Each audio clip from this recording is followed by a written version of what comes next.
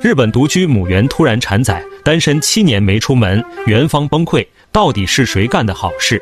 自然界动物产崽并不稀奇，但这只生活在动物园的母猿已经独居7年，住在量身打造的小窝里，没出过门。一夜过去，突然冒出个幼崽，饲养员彻底懵了。母猿怀孕为何没被发现？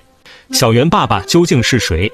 据了解，产崽的母猿作为日本长崎县动物园里唯一的雌性长臂猿，性格温顺乖巧听话，在动物园很受欢迎。人工饲养的猿猴都有生育计划。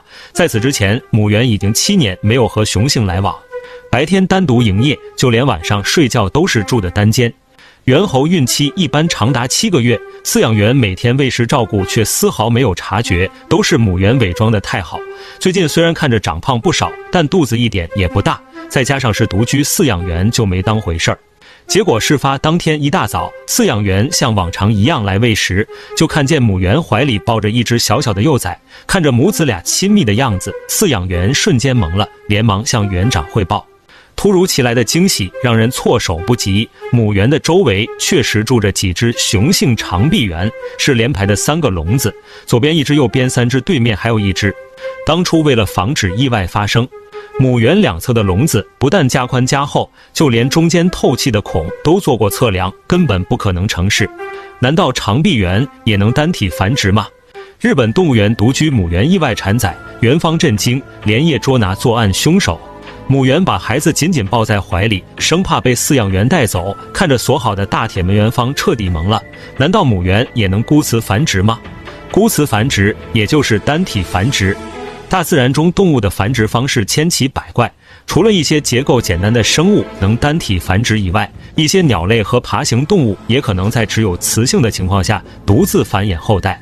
曾经美国一个保护区内，一只独居的秃鹫就曾突然产下2只秃鹫幼崽。经过检测，2只雏鸟的体内没有任何雄性基因，只有雌性秃鹫一个人的遗传特征。后来才知道，因为整个区域都没有同类，这只秃鹫出于生殖本能和动物种群的自救行为，这才突然变异出现孤雌繁殖的现象。但长臂猿是复杂的哺乳动物，单体繁殖的可能基本不存在，要想产下幼崽，必须经过交配行为。这时候同居的5只雄性长臂猿就成了怀疑对象，除了对面那只，剩下的4只长臂猿，3只住在母猿的右边，还有1只在左边的铁笼里。经过实地考察，连专家都惊呆了。母猿两侧都是带孔的铁网，当初为了防止意外发生，每个孔洞经过测量都只有1厘米大，而且一装就是2层，中间还有一定距离。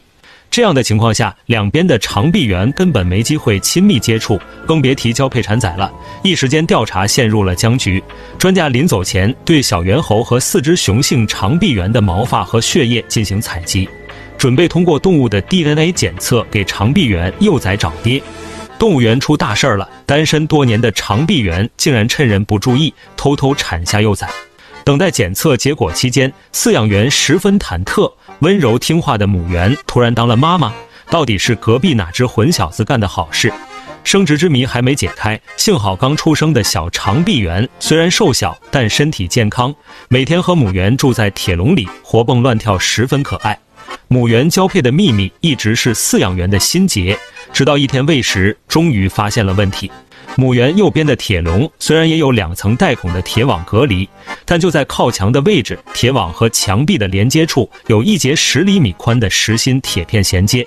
因为年久失修，再加上雨水常年的侵蚀，中间破了一个洞，也就2-3厘米宽。难道这就是母猿怀孕的秘密？专家听说后也赶了过来，专家猜测破旧的洞口原先可能没这么大，长臂猿趁饲养员不注意，一天天不停叩打洞口，破洞可能因此越来越大，直到可以完成交配。出于动物的生殖本能，一到发情期，长臂猿就会变得异常暴躁，为了繁衍后代，会拼命通过各种途径和异性交配后繁育后代。经过半个月的等待，基因检测报告终于有了结果。经过检测和比对发现，小长臂猿的父亲果然是住在右边铁笼里的其中一位，和饲养员猜的一样，就是体格最健壮的那只。那只长臂猿平时特别好动，体格健壮，不喜欢被拘束。终于对号入座，动物园为了避免再发生类似意外，对母猿的笼子从上到下都进行重新装修。